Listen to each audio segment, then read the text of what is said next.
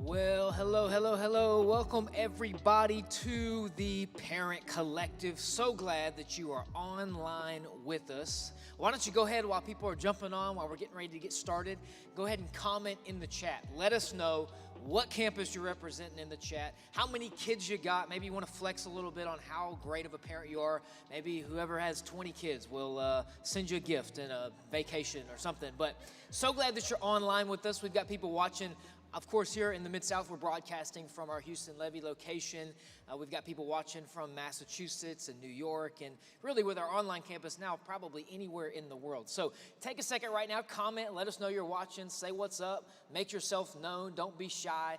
Easy to be anonymous in that chat, but let us know you're watching. We love being able to see who's on with us. And do me a favor and share this right now. Just take a second right now, hit that little arrow button, copy the link, send it out in a group text, put it on your Facebook page, send it in a DM on Instagram, whatever you got to do to get the word out, because I really think tonight's conversation is going to be super helpful, especially for parents, but really anybody. We actually say that Parent Collective is for anyone investing in the next generation. And so I know there's some people watching tonight probably that aren't even parents necessarily yet, but are investing in the next generation through serving in different ministries and all kinds of other things. How many of you know we really all should be investing in the next generation in some capacity?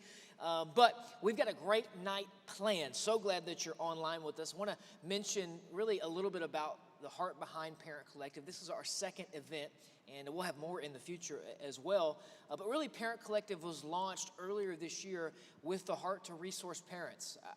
My name is Parker, by the way. I oversee our student ministry here at the Life Church for 6th through 12th graders. You'll get to hear from Pastor Brandy as well, who oversees our kids ministry for 6 weeks all the way up to 5th grade. And, we get to be with your kids on a regular basis, but a couple hours a week if they're super planted in church, right? The real ministry happens in the home because they spend a whole lot more time with you than they do with us. And so our heart has always been, not just through Parent Collective, but even in our ministry to your children, that we would be a resource. We would come alongside you and partner with you because ultimately they are your kids, and we love them and we believe in them, and we know you do even more than we do. So we want to come alongside and partner, and that's what Parent Collective is about. And we launched it with the strategy of really simple. We want to answer questions that parents are asking. So at the heart of what we're doing, we just want to answer questions that parents have. And so we're privileged tonight to be joined again by Dr. Andy. I'll introduce him in a moment, but Dr. Andy is a clinical psychologist who has a lot of great insight into some of the different things we're talking about. Our first Parent Collective back in May, you can actually go back and watch it. It's still available online. We talked a lot about some of the foundational things for mental and emotional health when it comes to raising kids. Tonight, we're actually going to shift into a topic that I think is going to be really helpful about sort of implementing values and discipline in the home. Something that I think we're always trying to figure out. I've got 2 little kids now, and so I'm already starting to, we got a kid that's almost 3, so we have to start disciplining in some way. And so we're trying to figure it out. And so you're probably like me, even if you got older kids, we're always figuring it out. I'm sure of that. And so I know this conversation will be helpful. So again, go ahead and share, get the word out. Let me give you a little flow of the night. In just a second, I'm going to throw it over to Pastor Brandy and Dr. Andy, and they're going to have a little conversation, a little rhyme there. I know it sounds like a Pastor Brandy, Dr. Andy. Feels like Dr. Seuss up here, but we got a great conversation. Pastor Brandy's going to interview Dr. Andy for a little bit, and then at the very end, I'll kind of join back in, and we'll do some live Q&A. So really important instruction right here. Throughout any point of this night, if you have a great question that you feel like, man, I really want to know about this, or something that they say sparks a thought, and you have a question in this realm, or really anything, send it in. Go ahead and make plans right now to text in any questions that you have, because we want to try to get to as many as we can. They're going to put a number up on the screen and in the chat. It's a Google number that you can text in any question when it comes to these topics that we're talking about. The number is 901-295-8796. 901-295-8796. Go ahead and write that number down, save it, and then as you have questions, you may even have questions already that are brewing in your mind. Go ahead and send them in, get them in as fast as you can, because we'll kind of go through them and try to get as many of them answered tonight as possible. We may not get to all of them, of course, but that's why we're going to have more parent collectives in the future, so we can get these questions answered. All right, so send in your questions. Be thinking about that. They'll probably mention it again throughout the interview, but let's go ahead and get started. I want to throw it over to these guys. Dr. Andy has been really a partner with us here at the Life Church now for coming up on a couple years. It was at the beginning of 2020, actually, that really our pastors started to have a heart to invest at another level in the mental and sort of soul health realm of our church, and it's actually been a great investment that Pastor John and Leslie have made into our staff, because Dr. Andy is now on retainer with us. He comes in on a regular basis, encourages our staff, talks to us a little bit about soul health, but then also speaks into some of our strategies when it comes to outreach, when it comes to next gen ministries. He's been such a gift. In fact, tomorrow we're going to record a podcast episode with him again for the Leadership in Black and White podcast. He just is speaking into all kinds of areas. Every time he comes in town, it's like a million things happening. We just cram as much onto his schedule as we possibly can. But we're very thankful for him. He is a clinical psychologist, does a lot of great work in all kinds of different realms. Used to be a pastor, so he comes from ministry. He gets the world that we're in, And so he's got some great insight. We've got a small audience here that's just kind of helping support. So why don't you guys help me out? Put your hands together as we throw it over to Pastor Brandy and Dr. Andy. All right. Dr. Andy, we are so glad you're here with us again for the second Parent Collective. Welcome. Yeah, thank you. It's great to be here. Well, like Pastor Parker said, you've been a huge benefit to our staff, to our team. I know the Spring Parent Collective, we got so much great feedback from parents that learned a lot from that. I'm excited to dive into this idea of values-based parenting tonight. But before we do, I've got some really important questions for you. But first, I tell you what, tell us a little bit about yourself. For those who maybe haven't heard from you before, weren't able to tune into the Spring Collective, tell us about yourself, who you are, what you do, your kids, all that.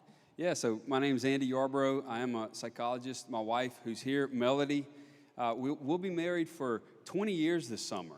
That's amazing. Yeah, Bring let's give it up for 20 years. 20 years. She looks better the older she gets. Me, that's debatable, but I'm married up. But married, we have 3 kids, 12, 10, and 8. And our life revolves around sports and music and school and all that kind of stuff. But we have a couple businesses, the Well Collaboration. We do a lot of consultation and stuff like that with organizations, pastors, missions organizations, and we have the Well Clinic. And our mission is we guide people into hope, wellness, and life. And those words mean something to us. And so that's what we do.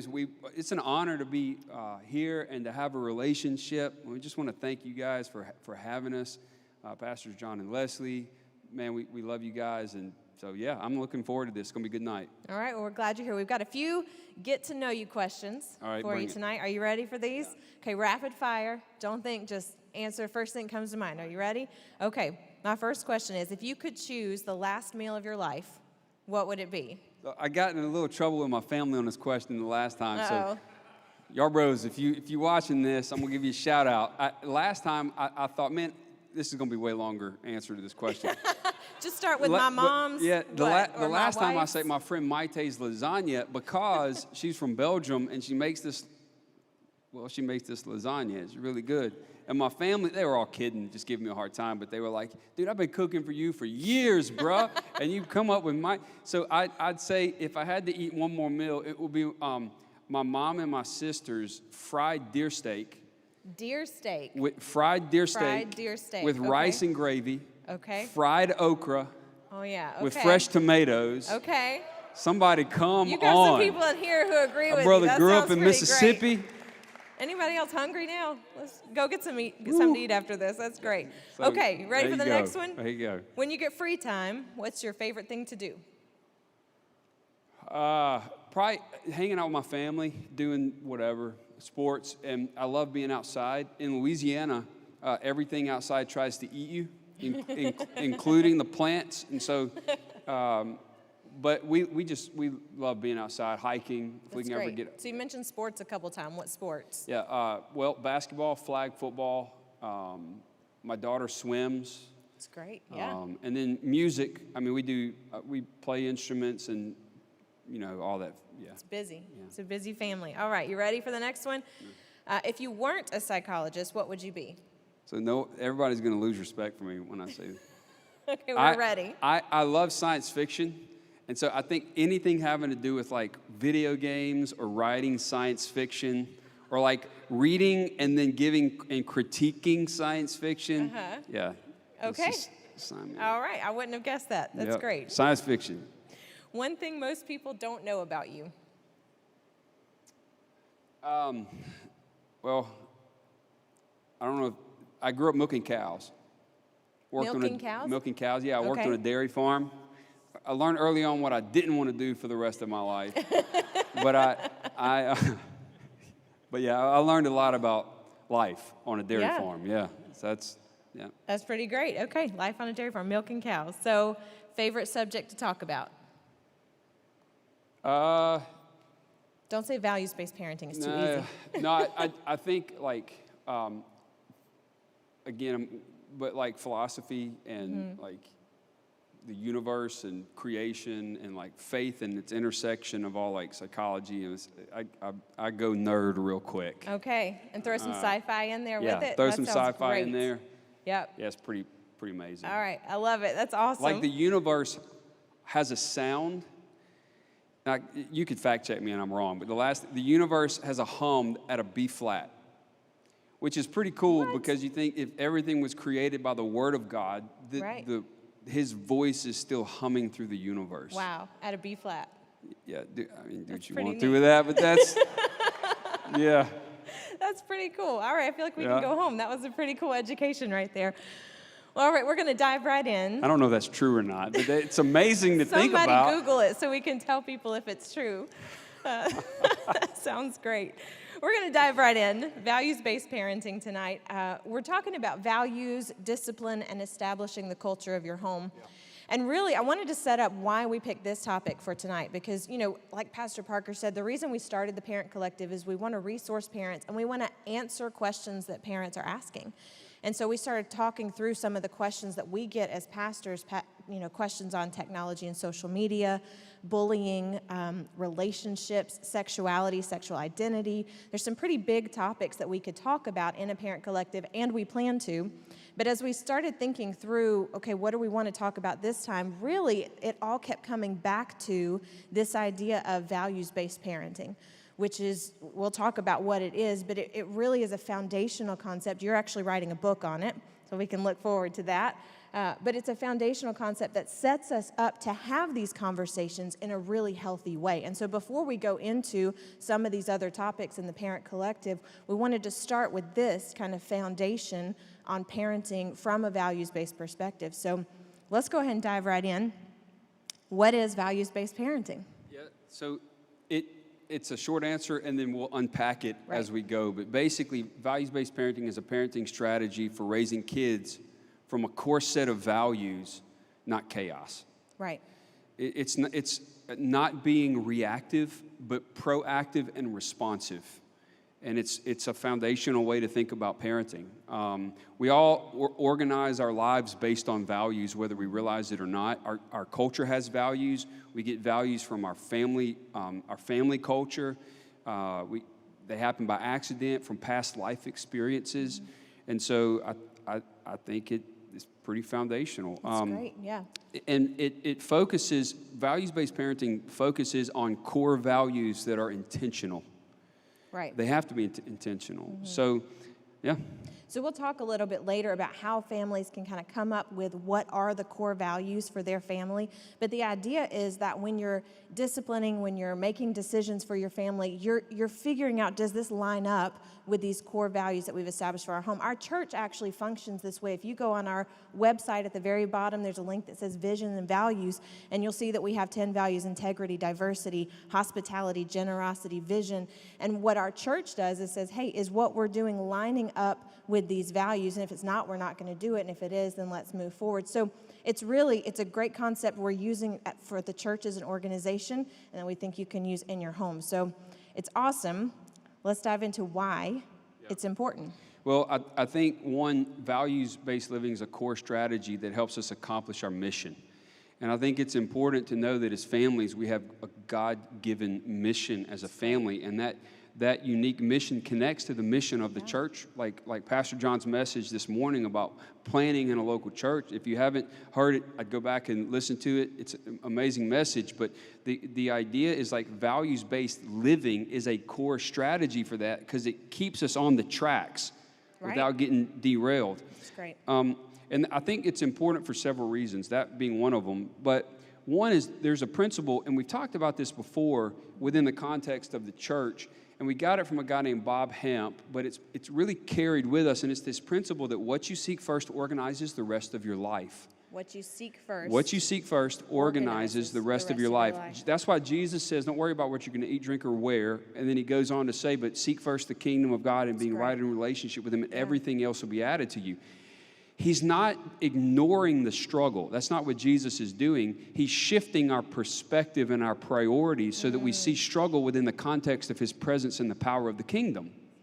That's great. But that principle impacts every other area of life because so many times our parenting and our discipline is about the absence of something. If your kid's freaking out in the grocery aisle, I want that behavior to just go away. Right.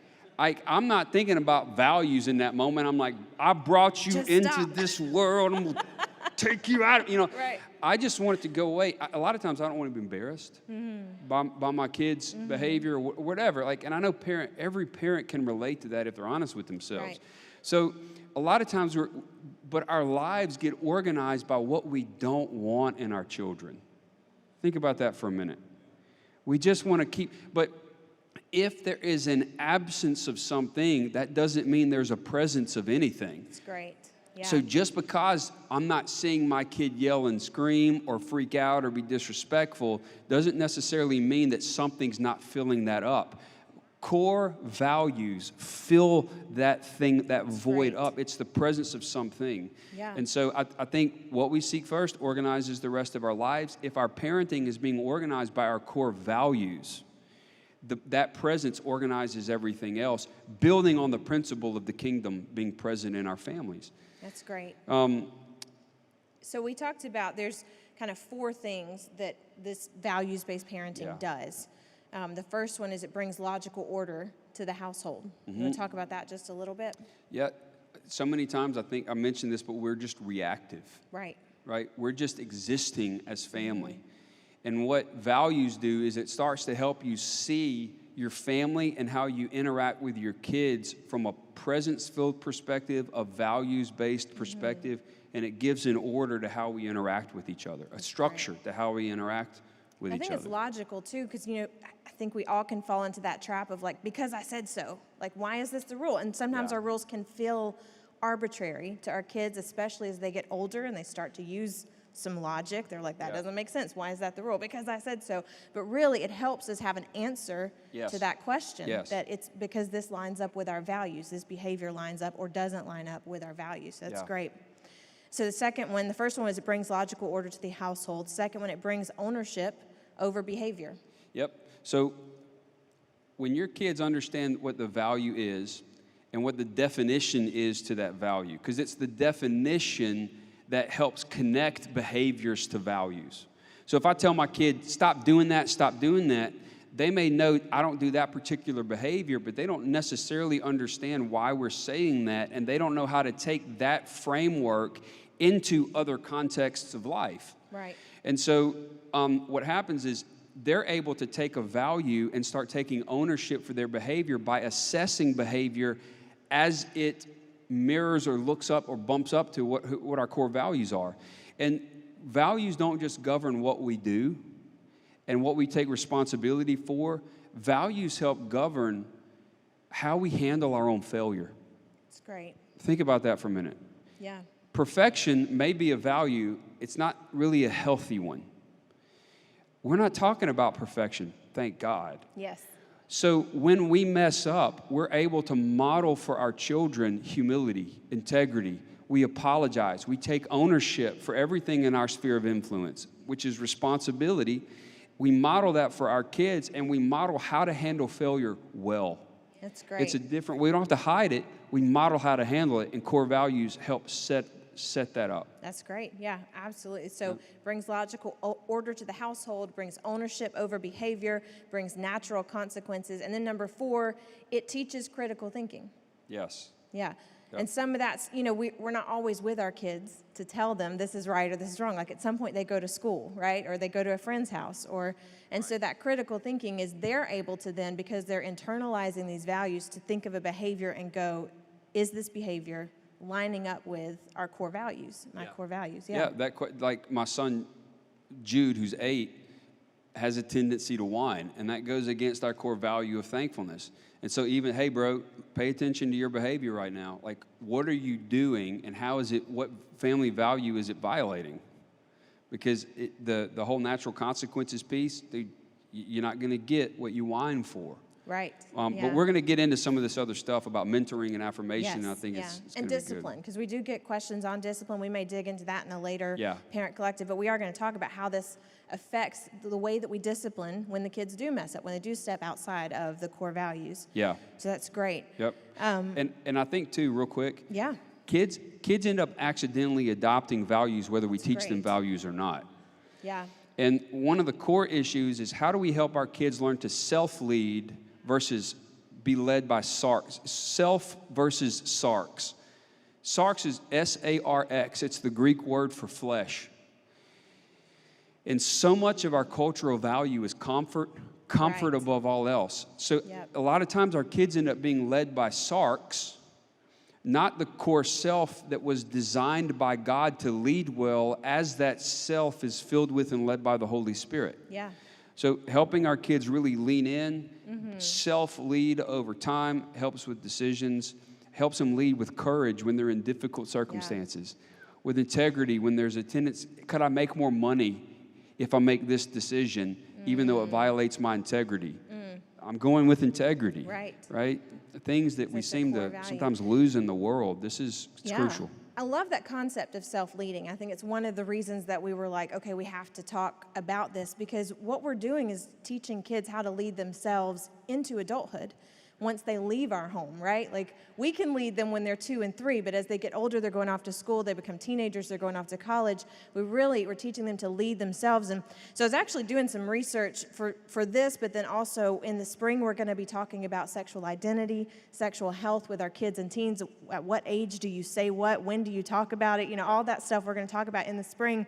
But as I was reading about that, there were a couple studies that came up that I thought really fit into this. The first one was they had polled teenagers, ages 13 to 18, asking what the primary influence in their sexual decision-making was. So who or what are you looking to when you're making these decisions? The number one answer, far and above the other ones, was my parents. And I think as a mom of a teenager, I'm like, thank God. Because there are times that, like, you know, I think any teenage parent or parent of teenager can understand there are times that you're like, man, whatever I say, they're going to do the opposite because I'm the uncool parent right now. Like, there's nothing cool about me, and they're going to do the opposite. But to know that during these years, you're still a primary influence. So to just encourage you, maybe you're starting out and you're like, yeah, I'm gonna adopt this idea of values-based parenting, but maybe you're a parent of a teenager. It's not too late. You're still the primary influence in their life. The second one, interesting, was their faith or religious belief.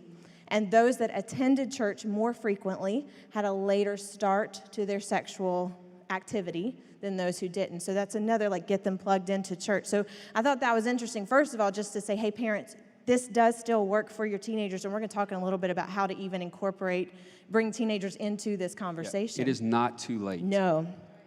It is not too late. But then the second study that I thought was really interesting was on emerging adults. So this is the 18 to 25-year-olds, and the primary influence in their sexual decision-making had a shift to personal values.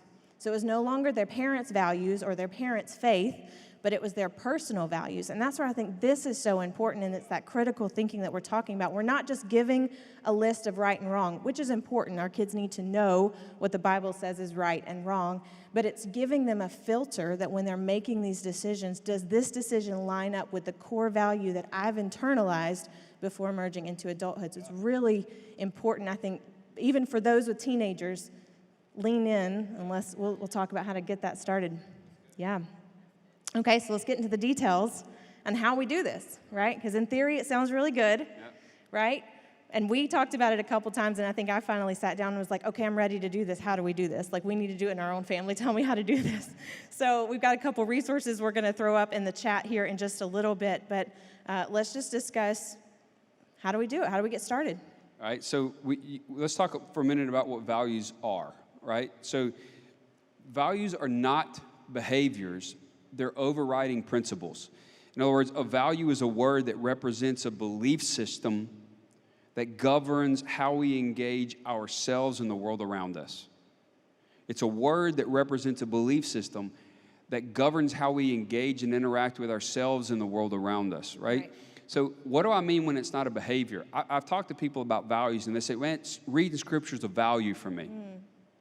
It's like, that's great, but that's a behavior. The Pharisees read Scriptures and prayed. Jesus knew the Scriptures and prayed for two very different reasons. One was life-giving, the other was life-taking. And knowing what our values are crucial, not just so when we're parenting, it's not just about getting your kids to do the right thing. It's about helping them understand what's driving that thing. It's great. And it's got to be intentional. Core, and it's about core. Core values are intentional values that drive who we are and what we do. So we're leaning into giving a language to our worldview, giving a language to what helps our children think critically about how they engage themselves and the world around them. And we define that value so that our kids can understand and interpret behavior through the lens of the definition and the value. Right. We good? All right. So there's a few kinds of values, right? Core values is what we're going after. Like intentional values that drive who we are and what we do. But there's also aspirational values. Right. Right? Patrick Lencioni talks about this. Other people talk about this. But there's aspirational values. It's totally okay to have aspirational values. Yeah. An aspirational value is a value that you want, but it's not necessarily part of who you are. Yes. Or what you'd sacrifice for. I have an example of this. All So right. we've been talking through what our values are in our home, trying to list out. And one of the values at our church is excellence. And I love that value for our church. As we're talking about it for our family, my husband, Pastor Brandon, he said, hey, I think excellence could be one of our core values. And I was like, I'm not sure that's a core value for our home. I think we're a good enough kind of family. like those dishes are good enough. That's fine. Like the laundry's washed and it's clean and it might not get full. That's good enough. I'm not sure. It's aspirational. Do we want the dishes to be washed all the time and the clothes to always be folded and everything to be done with excellence? Of course. It's maybe not something we're going to sacrifice for, or maybe a good enough might be a core value for us. Yeah. So one of ours is service. Yeah. I sound like a terrible human saying this out loud, but service is just not one of our core values. I know people that will show up, that will help you mend the fence, that will show up to help you do a tire. It doesn't matter if it's in their skill set or not. They are naturally wired towards it. Now, it's aspirational for us because we know it's important and we love serving people. We just do it through our other core values. Now, we show up to serve because it's important. We show up with our church or different things because we know, hey, we've got to work this out in our own souls. It's aspirational for us and we're going to move towards it. It's just not core in that sense. That's okay. Yeah. It is what it is. I mean, I'm probably getting judged out there, but it's all good. It's all good. It's all right. This may be hard, but if you're not willing to suffer for a value, it's not core. That's good. It's not core. That's why when our kids get into running businesses, operating churches, we want this thing instilled in them. Right. Because they will make decisions that bring life, not just help them feel better in a moment. That's great. And sometimes that requires pain. And so instilling this stuff in them is crucial. So core values, aspirational values are great. Right. There's also permission to play values. And permission to play values, I think, are core family values applied to society. Permission is like, hey, basically what we're doing is we're teaching our kids, this is how you take part in society. This is how you add value to your community. And their permission to play regarding organization, like if a bank has up honesty, it's like, that's great. Are the other banks lying to me? Yeah. Is this a pay-to-play value? We have 4 core values, and like honesty is just a pay-to-play value for us built into those core. But sometimes we've got to state pay-to-play, permission to play. Like this is really, really important, particularly in cultures where like honesty, it's hard to trust people. Yeah. For example, we've got to say it and own it, but permission to play. It's great. So permission to play is great. Aspirationals are great. We're moving towards core. What we want to avoid is accidental. Right. Because values are everywhere. Like we've talked about everywhere. that. Every time you watch a TV show, there's a value in that show. Every time a kid has an interaction with someone outside the family and they have friends at school, there's values at play there. Values are everywhere. Kids are learning values. It's whether or not we're being intentional or it's just the accidental values that they learn going throughout life, right? Yeah. The accidental values are unspoken. And they are actually our core if we're not aware of them and we're living out of them. And like, for example, you could have peace as a core value. But if it's peace at all cost, then you may sacrifice respect, or you may avoid something that you really need to actually lean into, or Right. So we want to be sure that we're living from a place of core, not accidental. Great. Yep. So it's important to name those Yes. values Yep. and then define them. And we've got a resource that can help families begin this conversation at home. It's coming up in the chat right now, and I think there's a QR code coming up on the screen. So you can click on that link. You can scan the QR code. It's going to take you to a worksheet that has just the beginning. It has some questions you can ask yourself about what your core values are. There's a page that has examples of some words for core values. I know when we were talking about it, you were like, just Google it. Like, what are some words that can be core values, and start looking through those words. And that was helpful to me to have this sheet, or also to just look it up on the internet. If you miss that link, let me just tell them this one thing. If you miss that link, it will also be in the parent Facebook group, which is also coming up in the chat on that same link. So if you miss it tonight, don't stress. You can go to our parent Facebook group. If you're not in it, you'll have to ask to be in it, and we can approve you, and you can get it anytime after this in that group. Two questions to ask yourself. Sorry, did you finish that? I'm done. That's good. Two questions to ask yourself. When I see people I respect, I really want to honor and respect people, and I'll look at their life. What values govern their life? That's one question. The second question is, what really makes me so angry I could lose it? That's great. What value got violated? Those things those are two questions kind of on both sides of the coin. Because you said in the last one, I think anger is a sign that a line has been crossed, or value has been violated. Yep. So it's a great question. Yeah, that's awesome. So some examples. I know your family, we're still working on ours, but your family has your core values. Do you want to give some examples of what those look like in your family, the word and the definition? And yes. So it took us a little while to do this. You really want 5 to 7, maybe 8, but after that it gets really too much. Right. So as you start naming these values and defining them, a few examples. So ours are love, thankfulness, integrity, respect, responsibility, hospitality, and wonder. And those are clearly defined. So wonder, for example, is having a sense of awe in the unknown. That's how we define wonder. It captures intellectual curiosity. Yep. We try things. I think that's a phrase you guys use, right? Is we try healthy things. We try healthy things. You can attach phrases or mottos to some of this. We have friends who say, we as a family, we do hard things. They're foster parents. Hey, as a family, we're not going to shy away from hard things. We've got another good friends of ours. Integrity is one of their core values. And sort of the slogan that comes with that is, hey, we tell ourselves the truth first. Then we have conversations with other people.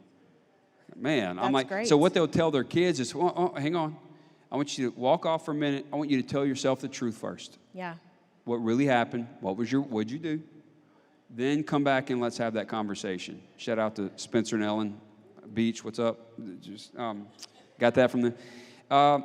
Wonder, having a sense of awe in the unknown, exploring. My daughter's 12. One of our phrases was, we're yarders, we try things. And then I realized, I don't want her to come home and be like, somebody offered me weed, and I'm like, I'm a yard bro. I try things. So we changed it to we try healthy things. Right. That's good. Come on. Yeah. That's a good change. You got to tweak as you go. You know what I'm saying? I like that too. That these don't have to be set in stone. No. That it's something that can grow with your family. So maybe you start with 3, and as this kind of becomes the conversation in the language of your home, you can add them. And I think this may be later on, but you said that they can't exist in a silo either. So sometimes there's a value that's a value that correlates with another value.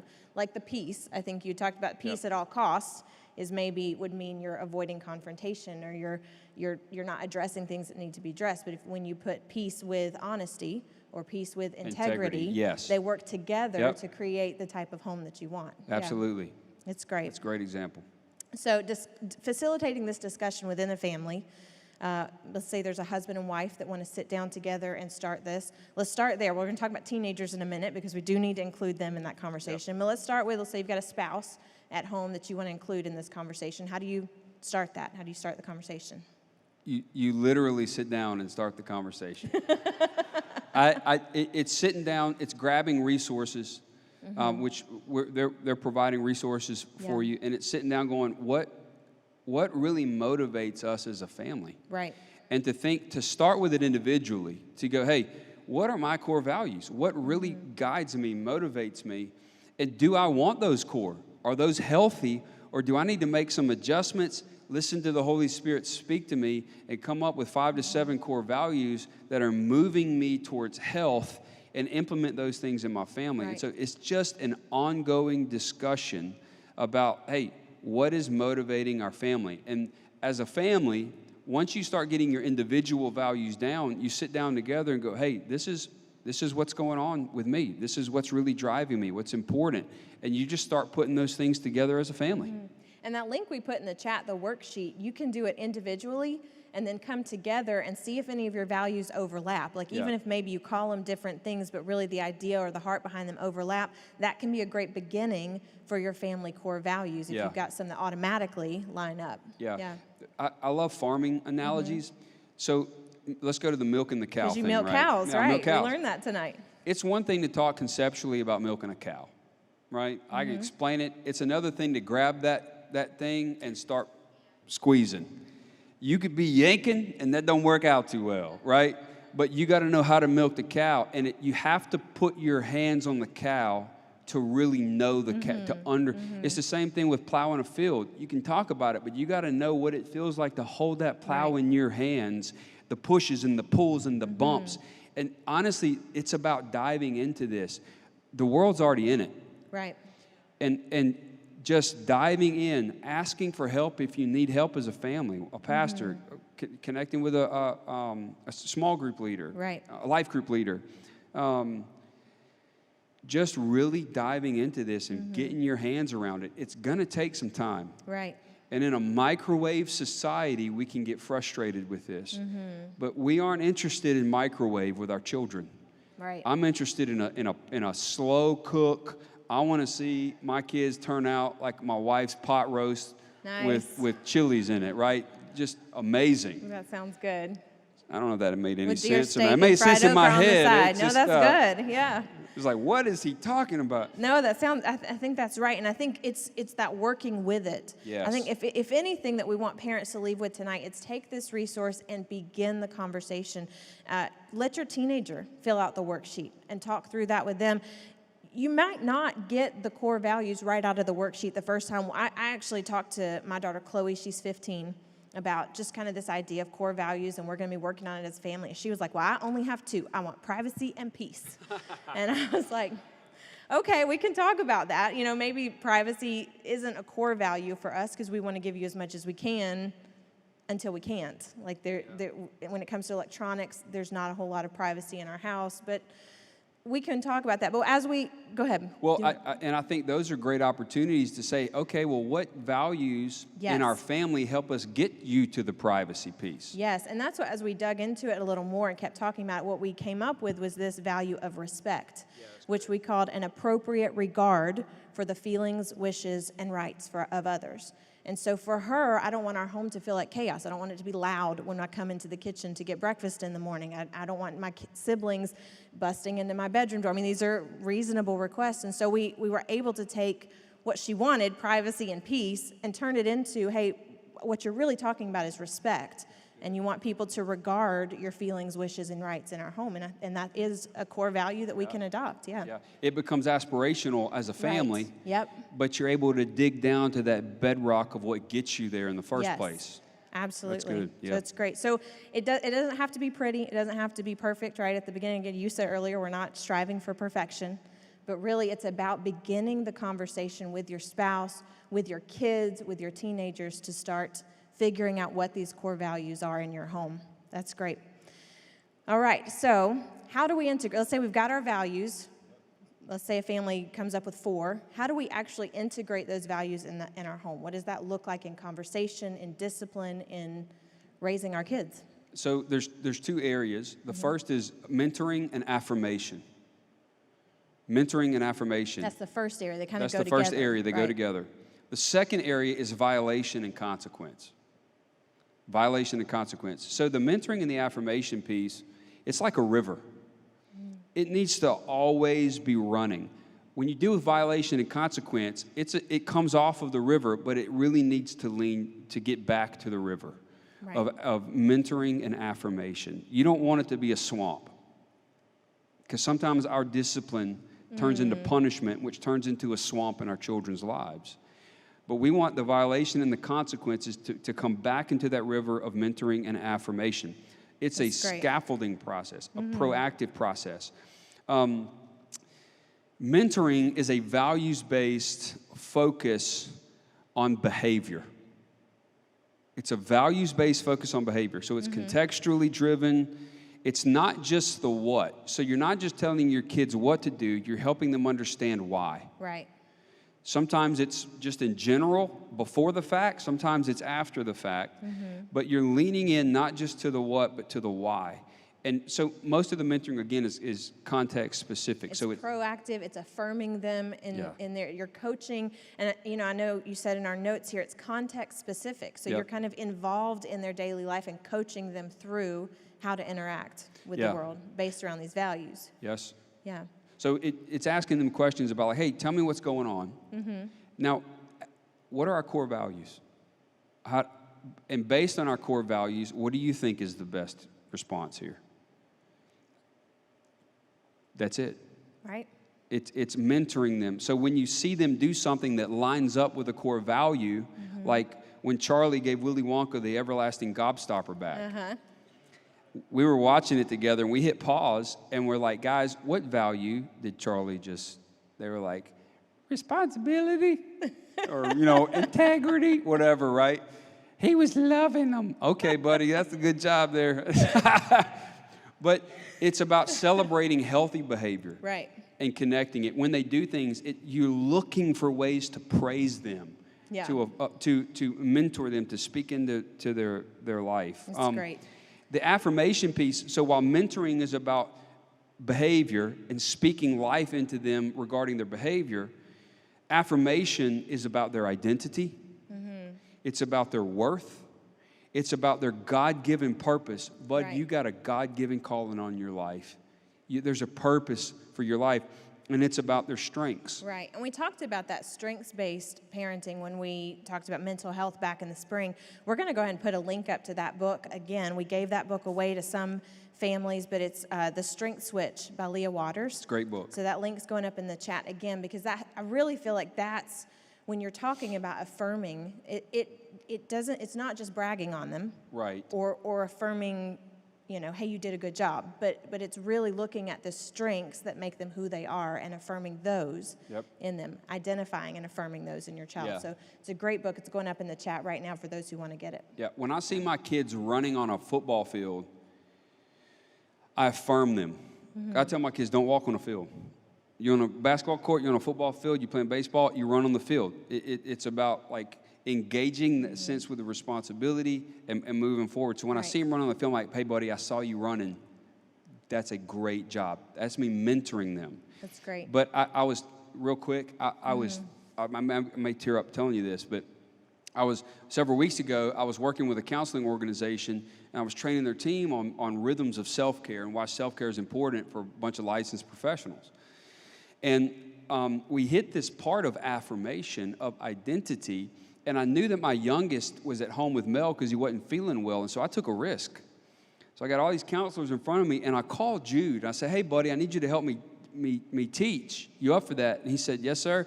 I said, I'm going to put you on speakerphone, and I FaceTimed him. I said, how you doing? And I showed him everybody. Hey, Jude, how you doing? Hey, Jude. Everybody chiming in.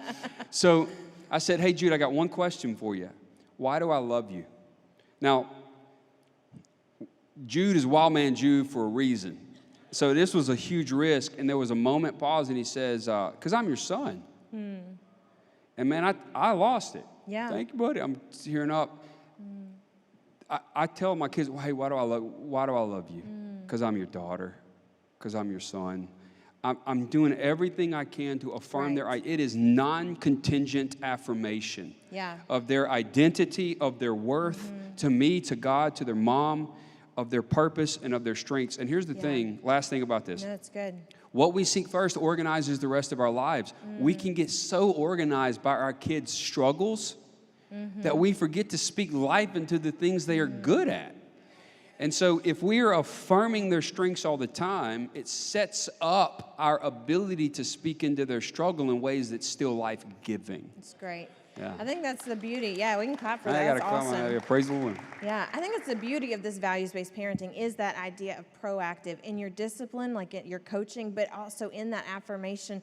Part of the reactive, I don't know if you'd call it bragging or affirmation, is I'm going to brag on you when you win, versus proactive affirmation, I'm going to brag on you because of your behavior on the field. Yep. And that's where this values, I think, shifts. Yes. Even the way that we brag on our kids, even the way that we affirm them isn't what they're accomplishing, but it's how they're behaving, and is it lining up with our values? Yes. It's great. Yep. Yeah. And so so you've got mentoring and affirmation. Well, then you got violation and consequence. Right. Violation focuses on behavior. When you did this, it violated this core family value. I'm not attacking or assassinating my kid's character. Stop acting like an idiot. Yeah. Stop being lazy. Hey, when you do this, when you don't do this, when you don't clean your room when I told you to, and we work this thing out, one of the reasons you're violating our core family value of responsibility. And what are the consequences for that?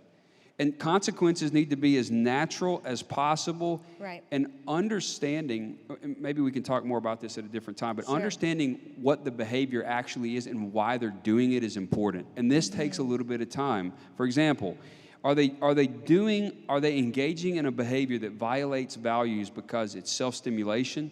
Yep. Because they're seeking attention? Because they want something? Because it's physiological? They're just sleepy or they're tired? Kids can't regulate themselves well, right? And so if they're exhausted, they're not being bad, they're exhausted. And so how do I lean into that? Do they want revenge? That's a real thing.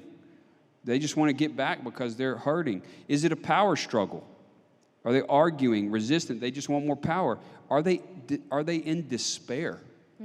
That despair can lead to depression, anxiety, apathy, suicidality. So realizing what the violation was, connecting it to a value, and leaning in to understand our reaction is really, really important because it helps us understand what value got violated. For example, if I'm angry, what's being violated? Maybe it's a power struggle.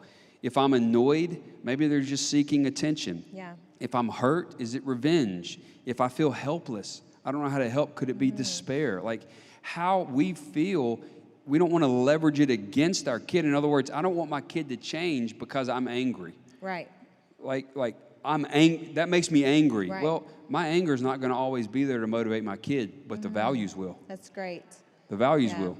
I think it's important for us to recognize what those emotions are and to seek help if the emotions that we're feeling over our kids' behavior maybe are extreme or maybe we don't understand why that emotion is there. Because, listen, kids can be triggering. And especially if you've got your own trauma you're dealing with, and kids are in your bubble and they're pushing your buttons and they can be triggering in their behavior. And so if you feel like they're hitting those triggers and you don't know how to regulate yourself before you can help your child regulate, we do have a resource for you. It's going up in the link. It's our care and support link. We have pastors and life coaches here at the church that can meet with you or can refer you out to someone here in the community, because really when it comes to discipline, when it comes to scaffolding, affirmation, all of that stuff, the best thing we can give our kids is a healthy us. Because then when we can regulate, we're helping them regulate. Yep. And so if you need that link's going up in the chat right now. You can go ahead and click on that. Someone will get back with you this week. Yeah. And again, so when you're working through values, the consequences, you want to be as natural as possible and developmentally appropriate. Right. Period. As natural, and we don't have time to get into all of those details. Yeah, we're going to do discipline, but I think that is important. There's natural consequences, logical consequences. Yes. Natural is what would happen if parents don't intervene. So you forgot your homework again. Okay, you don't have homework today, and that's a natural consequence. There's a logical consequence too. If you throw the toy, you don't get the toy back. Like, I'm going to intervene, but it's a logical consequence. And then talking about the why, the values that line up with it. And then when you say developmentally appropriate, talk to us about what that means for younger kids. How are we using these values in our discipline? Yeah, so we need to obviously be calm, right? But for younger kids, we need to help them calm down before we explain to them how they just embarrassed us. Yeah. Don't you want to explain? Right. You get the. So, for example, with younger kids, sometimes we need a bottom-up approach where we help focus on their body to calm down in the first place. Right. Because they're not going to take anything in when they're worked up. There's nothing that's happening if a kid is freaking out. Yeah, and we talked about that last time, the smell the soup, breathing. Smell the soup. Some of that stuff. If you've got a kid that you feel like could benefit from that, go back and watch that in the spring. There's also the top-down approach, because I've have one kid in particular, my youngest is 6, and if I try the breathing exercises when he is fired up, he just gets more angry. Now, my girls, they love it. It works for them, and for him, I have to do a more top-down approach, where I have to start with, tell me what happened. And I have to start helping him put into words what happened. So we're bringing that brain back into alignment. Yeah, that's good. Or he can tell me chronologically what happened, because that part of the brain that reasons and can put things in order is offline when they're dysregulated. And so I'm helping him bring that back online by saying, okay, what happened first? First, your sister threw something at you, and then what happened? And then, okay, and how did that feel? And so we're beginning to talk through what happened. Yeah. That helps him calm down. So it's really knowing your kid. And sometimes you can go back and forth. Sometimes you need the bottom-up approach first, where you're doing the deep breathing and bringing your brain and body into alignment. And the bottom-up is the body emotions to the thoughts. Right. Top-down is your thoughts into the emotions in the body. Yes. Yeah. So both great ways to get kids. But the point is, for the younger kids especially, we need to be calm. They need to be calm before we really start talking about these values and the consequences there. Yeah. And as they get older, you build on those skills. And it's never too late to start teaching, right? But when you get into teens just need choices. And then as you get into older teens, older children, young adults as children, a lot of times it's actually asking permission. Hey, I've got a thought about that if you're interested in hearing it. Sometimes we force our way into our children's lives when they get older, and they push back. But when you ask for permission, they willingly open the door. Right.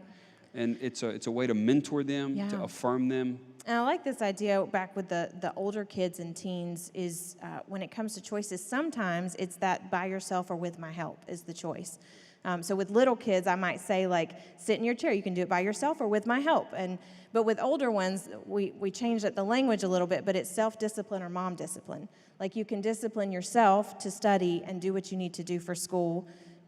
If you don't, then mom discipline comes in with the report card, and that means I'm going to start getting involved in how you're studying and how often, in phones and all that stuff. And so sometimes that choice is just simply reminding them, hey, you do have a choice here. You can do it yourself, or I can help you. And then, with the adult kids. So I think this is a great night. So values, Yep. right? Mentoring, affirmation. Right. All of those things are happening. When you need to outline a violation and a consequence, you do that, but you come right back to the values, the mentoring, and the affirmation, and you just stay in that river. That's great. That's great. I love it. So we've got some questions. I think Pastor Parker's going to come on, and we've got questions that you guys have been texting in throughout the night. We're going to stick around towards the end. We're going to talk about our next Parent Collective, an opportunity for you to send in questions in advance for that one. But we've got some that came in tonight. We're ready. Are you ready, Pastor Parker? Yes, we do have some questions, and if you have one that pops up in your mind during this conversation, feel free to send it in. We might still be able to get to it, but I've got a few we can get started with. Let's talk about maybe some more like exceptional situations. So like kids with ADHD or other behavioral diagnoses that may impact them. How do we adapt this sort of philosophy to individual situations like that? Yeah, that's where the consequences can get a little bit more needs specific. So you may need to do some additional assessments and work things out that are specific for each kid, because we've got 3 kids, they're really different, right? And so some kids need additional help dealing with the consequences for a number of different reasons. If it's trauma, if you're a foster family. But the good thing about this is it's trans-theoretical, meaning it doesn't really matter what's going on with the kid. At what point am I like, I don't want to teach them values? Like, right. I don't want to, like, I know this but if my kid has ADHD, for example, and it's severe, whose ADHD is it? It's my kids. And while that's not fair, life's not fair. I've got to help my kid take ownership for whatever their struggle is. That's great. Just own it. Because in that process, I also help them identify, if I'm teaching them responsibility, it's not just about the struggle, it's about their strengths. I'm equipping them, working to empower them. And so, yes, you may have kids that have additional learning difficulties, ADHD, behavioral challenges, emotional challenges, some form of disability or impairment. I'm not going to stop teaching my kids values just because of those things. I'm just going to tailor how I do it. That's great. And I may need additional help to do that, but I'm going to ask for it. Yeah, Yep. that's great. Yep. What about a couple questions on like foster families? What advice do you have for people in that situation when it comes to implementing values, but maybe kids could be coming in and out? Any thoughts on that? Yeah, foster families, seriously, God bless you. As a foster family, as an adoptive parent. Because a lot of times you're fostering kids who have significant trauma. And I think there are additional skill sets that you can get, like trust-based relational intervention, TBRI, where you connect, empower, and correct. But you want to connect. And that requires us as parents to really self-lead. Because kids will, especially kids who have been traumatized, can push every single button you have. Yeah. And so it actually doesn't start with the kid. It starts with us managing our own emotions and getting the training that we need to help that kid. And so when you talk about values with like a foster child or a kid that's in your home that's been adopted and there's attachment-related issues, you don't stop talking about values. Right. In fact, you use values to praise them when you see. So again, hey, I saw you do that, and that really lines up with our family value of responsibility. Great job. But I'm always also non-contingently speaking into their life regarding identity and their worth and their purpose and their strengths. And I'm planting and watering those seeds for as long as they are in my house. That's great. And hey, if you are one of those foster families that's in our church and you're interested in that TBRI training that Dr. Andy was talking about, fill out that care and support form, that link that we put in the chat earlier. Let us know, and we may be able to resource you with some of that training that he's talking about. Yeah, that's great. You guys may have talked about this a little bit, but there was a couple questions about it. What age do you think you can begin with values-based parenting? Like, what's a good start point? Well, I think we have to start when they're born, right? I think we've got to be aware that we are living our own lives out of a values-based parenting perspective. Just a values-based living strategy as a whole. But honestly, as language develops, you're just talking to your kids. Yeah. You're just giving them language, giving them frameworks. Wherever you are, philosophically, wherever you are, my daughter's 12, and I'm already having conversations with her about politics, about what are the philosophical underpinnings of critical theory, for example. What do people like about that? What do they not like about it? How does that impact other forms? How does that impact how things get worked out at a pragmatic level? How does the us-them framework impact the way Republicans and Democrats interact and don't ever get things done? You know, it's like my 12-year-old's like, bring it, Dad. I don't know what you're talking about. I'm not making any points there. The point I'm making is I'm just trying to help her think. And if she doesn't know something, I am fostering that value of wonder in her. That's great. Yeah. Right? Yeah. I'm just leaning into it. That's great. And we have some, I think, next-gen leaders. Maybe you don't have kids in your home. I mean, it's a great way for your own life, right, to come up with values for your own life. But I've seen videos of teachers who have done it for their classroom. In our classroom, these are our values, and this is how we treat each other. So really, you can use it in your small group and Access. If you're pouring into next-gen in any way, at any age, this values-based conversation is really critical and important. For example, with politics, I was like, hey, babe, it doesn't matter what. Everybody does this in politics. But it's like, hey, babe, what value is that person violating right now? Dad, respect. They're not being respectful to the other person. Yes. Do you know what social psychology principle they're committing? Yes, Dad, the fundamental attribution error, where you look at someone's behavior and you attribute it to bad care. I'm messing her up. I got a 12-year-old. She is going to be in counseling for the rest of her life because of me. But I'm just trying to help her think. And I'm not the sharpest tool in the shed. I'm batting about average. I was telling somebody earlier, I legit almost have a mathematics disorder. I'm still counting on my fingers, right? But I'm not letting that struggle in my own life impact and insecurity to pour into I'm just Right. building as I can, helping grow as I can. So Yep. that's kind of. Yeah, it's great. What great. about the opposite side? Obviously, we've talked about this as well, but when you have older kids and there may already be some unintentional values established in the home because, it's just how things have been going. Any thoughts on how to handle that and how to course correct? Yeah. You own it. You model humility. That's great. Humility is defined by three things. Having an appropriate view of yourself, not too high and not too low. Pride, false humility can mess us up like pride. We've got to have an appropriate view of ourselves. We're teachability and a consideration of others. And by fostering those things, having an appropriate view of ourselves means when we learn a better, healthier way, we own it. Yeah. We go to our kids and with humility say, I'm learning a healthier, better way to be a mom, to be a dad. I want to apologize to you for how I've handled some of the things in the past, and I'm asking you to forgive me. That's great. We model humility and asking for forgiveness, and then we roll. And get the teenager involved. Get the teen involved, yep. Because, if things aren't working, they know it's not working, right? So to say, hey, we both are aware that something's not working here, so let's work together to figure out a better way to do this. Yeah. I'm going to read this question how it was sent and see if I don't know exactly what they're asking, but I think maybe it'll spark something for you. When a value is violated, how can we help our kids articulate why they violated it? Does that make sense? Yes. Self-aware. So one of the things we're doing with the staff is emotional health and maturity. And there's 4 core aspects to it. We literally have taken all year with the staff here and are walking through this. The first is self-awareness. They've got to be aware of what they're thinking, of what they did, of what their emotions are, of their body, of the environment, of the circumstances in that, and of whatever kind of set them up to do that. You've got to build an awareness of that, of those things. Thoughts, behavior, emotions, their body, environment, circumstances, and setting events. And I just went through that really quickly, but you can come back and access this at any point, I think, just as a resource.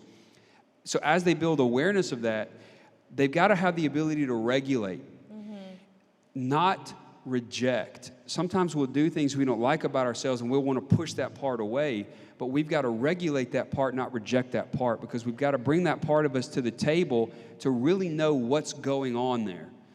As we regulate, we can build an understanding. Well, what set me up? Maybe I was operating out of fear. Maybe this part of me really wanted to fit in. You know what? Baby, there's times I want to fit into. Right. There's times I did some stuff back in the day that I regret too, because I wanted to fit in. What's a better way to connect with people than doing, now I'm responding. Awareness, regulation, understanding, and response. What guides our response? Not reactivity. My mission, my vision, my values. Asking my kids, in the next 10 years, who do you want to be? Yourself 10 years from now, what would he think, she think? What is the Holy Spirit whispering to us right now?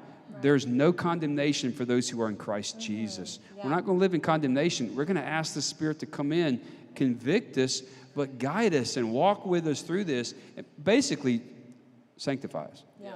And so that will of emotional health and maturity can help your kid know why they did what they did to violate.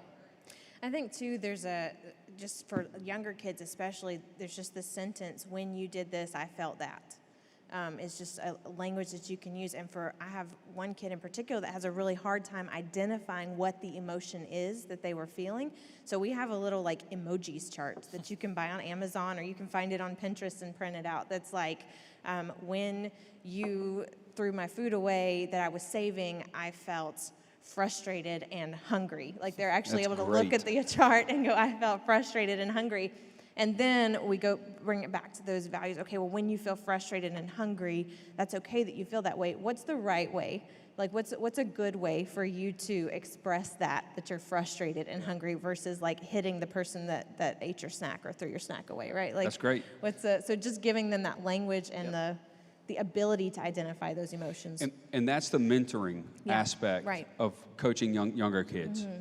I just point that out. Yep. Yeah, It's great. Is it healthy to add or take away core values depending on the season of life you're in, or should you try to aspire to have your values push through any season? Wow, good question.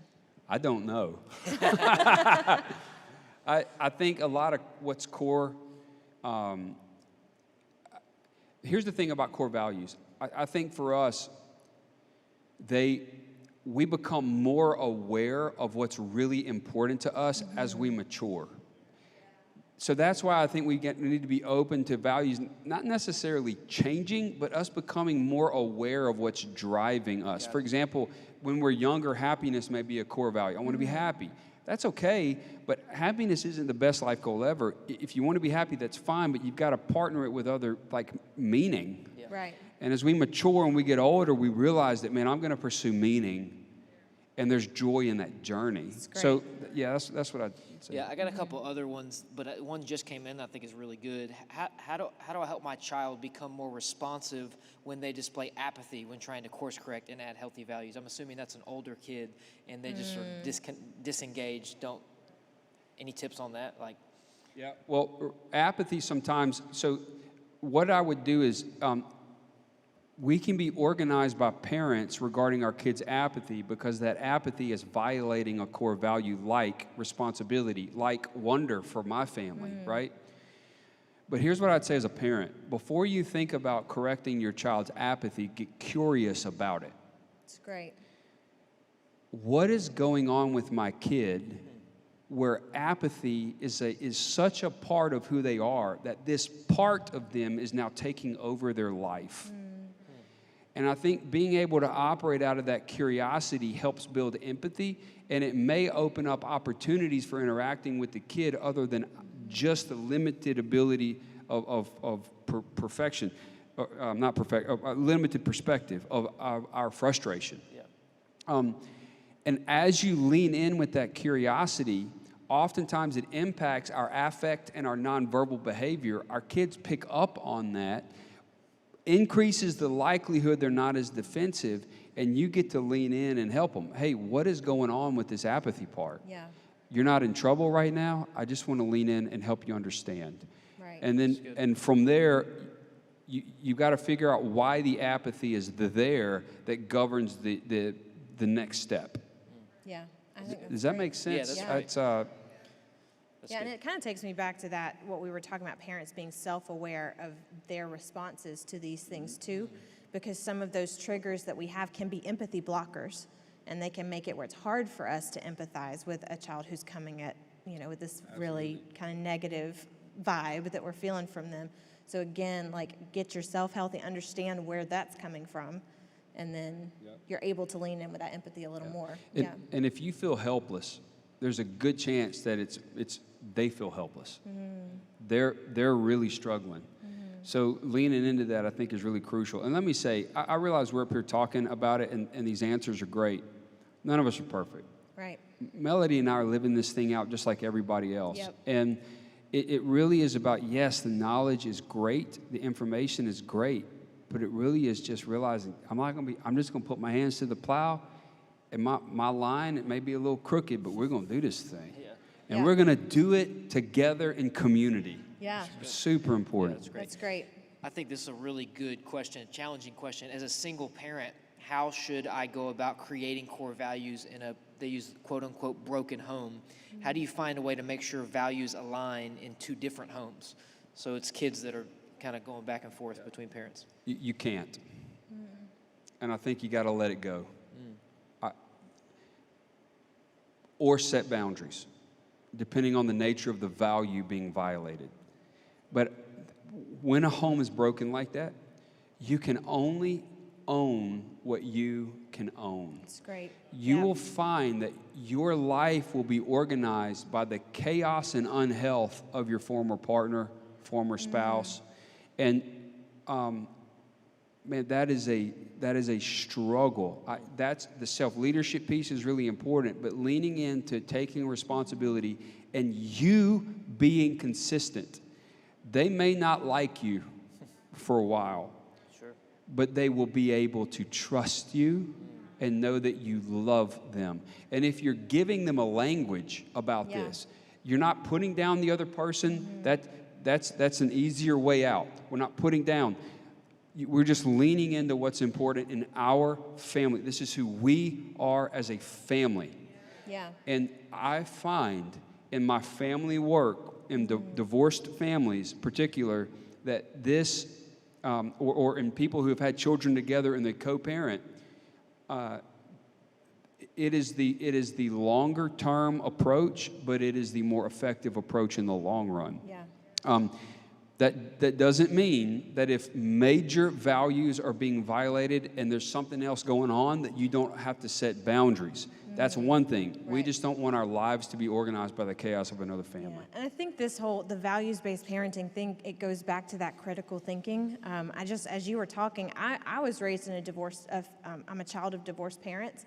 And so I was in two different households that had, in a lot of ways, two different values.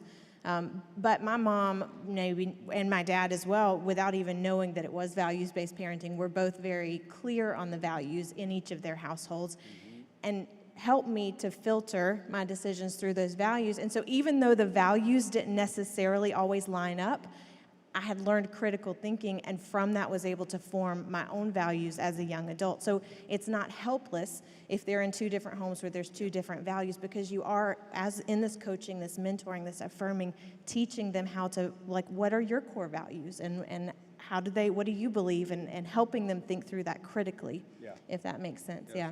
Yep. Okay, one more question. This one is maybe a little bit of marriage/parenting, but what if, this person said, what if you want to start the values conversation, but maybe the other spouse is not as interested in being a part of the conversation or not on board with moving forward with values-based parenting in the home? Any advice on that? Man, that's tough. Yeah. That's really difficult. So basically, you have a partner who doesn't want to partner. I think to the degree that you can, you move forward with it.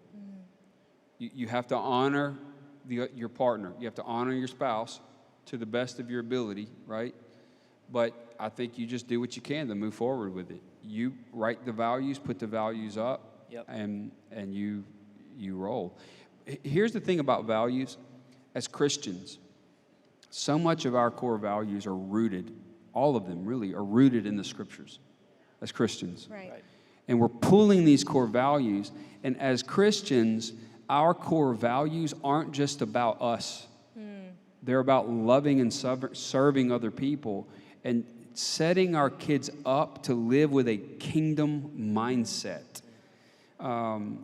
Finding these things in the Scriptures are really, really important. So I wanted to add that. But for the family, I think it's like being married to a non-believer. You don't stop living out your faith because your spouse just says, I'm not going to church. You've got to just lead.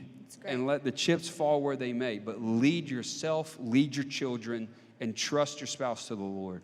Yeah, that's great. It's great. Let's give it up for Dr. Andy. Great stuff as always. And a couple things I want to mention. I know there's a couple questions we probably did not get to, which I apologize. We've got lots of them here. But I would say this, keep sending in questions even throughout the months that we're not doing these, because they always help inform us of what, like we said at the beginning, what parents are asking. We want to try to answer those questions, which brings me to our Spring Parent Collective coming up in just a few months. We will focus a little bit, really the topic will be kids and more the sexual health conversation, sexual identity and sexuality, talking to your kids about sex at any age. It's going to be really, really good stuff.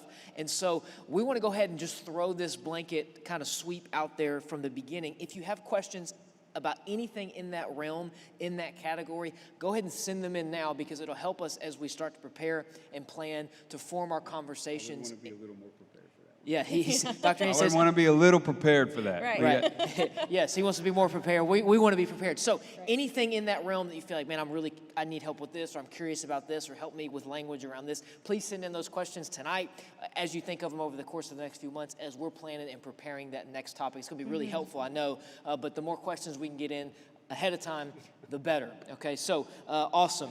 Well, one more thing as well, the Facebook group, I know we talked about it. They're going to throw it up one more time. Don't forget to join that Facebook group, the parent Facebook group. It's just the Life Church Parents. And if you click join, it'll ask you a couple questions just to prove that you got kids and you're not a crazy person, just so we can approve you and not anybody can join it. It's pretty easy to get approved, though. So as long as you answer the questions. And like Brandy said, that worksheet will be in there. We also are posting resources on a regular basis. Just got done with a series of resources sort of around social media that I think are really good.